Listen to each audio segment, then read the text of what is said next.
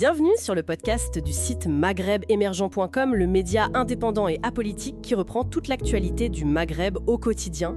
Aujourd'hui, on va s'intéresser à un dossier assez emblématique, celui de l'usine Renault d'Oran en Algérie, une usine qui est à l'arrêt depuis un certain temps maintenant, et son avenir, on le sent bien, est très lié aux relations parfois compliquées entre Paris et Alger.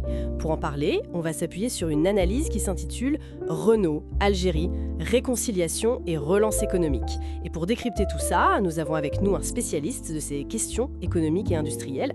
Ce qui est frappant quand on lit les analyses, c'est de voir à quel point cette usine est devenue un symbole en fait. Absolument. Son arrêt, ce n'est pas juste une affaire industrielle, ça dit beaucoup des turbulences qu'il y a eu entre les deux pays. C'est tout à fait ça, l'économie qui est souvent le reflet du politique dans ce genre de relations bilatérales.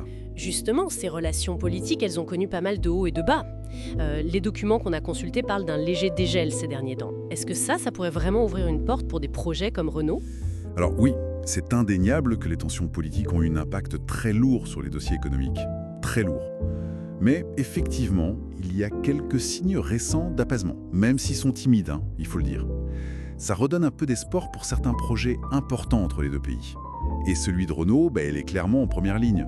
On a vu par exemple une initiative assez intéressante de la Chambre de commerce et d'industrie algéro-française, la CCIF. Ah oui, la CCIF.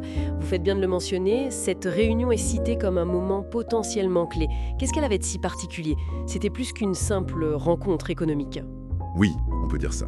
L'objectif affiché, c'était vraiment de remettre ensemble des chefs d'entreprise algériens et français pour chercher activement comment on pouvait relancer les échanges, l'investissement en Algérie, surtout après cette période un peu glaciale. Il y avait une vraie volonté, semble-t-il, de tourner la page, de recréer une dynamique positive. D'accord. Et au cœur de cette dynamique aspérée, on retrouve notre usine d'Oran, si je comprends bien. Exactement. L'usine Renault de Oued-Tlela, près d'Oran, elle est souvent présentée comme ça, oui.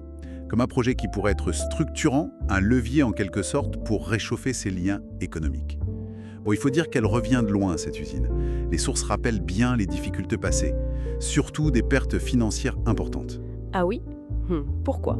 Apparemment liées à une productivité qui stagnait, bien en dessous de ce qui était attendu au départ. Je vois. On comprend mieux l'enjeu. Et Renault, alors, de son côté, est-ce que l'entreprise montre une volonté de revenir ? Les textes parlent d'une démarche officielle. Oui. Renault a clairement fait savoir qu'elle souhaitait reprendre la production. C'est net. Une demande officielle a été déposée auprès des autorités algériennes pour le redémarrage de l'usine d'Oran. Les discussions seraient en cours, d'après nos informations. D'accord. Et pour appuyer cette demande, qu'est-ce que Renault a mis sur la table, concrètement ? J'imagine qu'il ne suffit pas de demander. Non, bien sûr.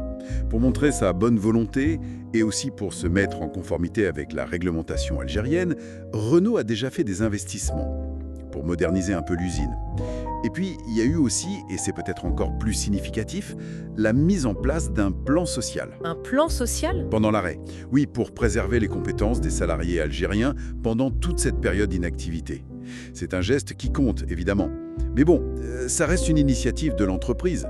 La décision finale, elle, appartient au gouvernement algérien. C'est lui qui a le dernier mot. Et si ce feu vert était donné, quelles seraient les conséquences ? On pense à l'emploi local, bien sûr, mais peut-être plus largement. Alors, un redémarrage, ce serait évidemment une excellente nouvelle pour Oran, pour l'emploi, pour tout l'écosystème industriel local. Ça, c'est clair.